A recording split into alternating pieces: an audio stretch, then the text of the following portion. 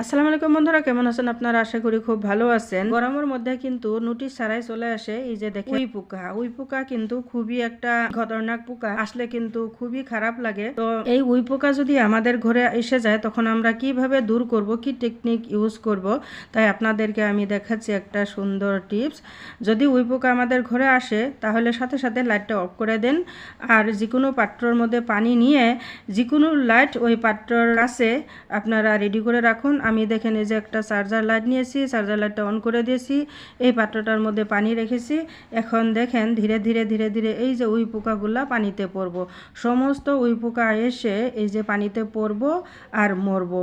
তো এরকম একটা সুন্দর টিপস, আপনারা যদি চার্জার লাইট না থাকে মোমবাতি বা দুয়া যে কোনো বস্তুই আপনারা যদি পানির কাছে রেখে দেন, দেখেন সমস্ত উই পোকা পানিতে পড়ে মরে যাব। তো এত সুন্দর একটা টিপস আপনাদের সাথে শেয়ার করলাম। আপনাদের কীরকম লাগলো নিশ্চয় জানাবেন। ভালো থাকবেন, সুস্থ থাকবেন। আল্লাহ হাফিজ।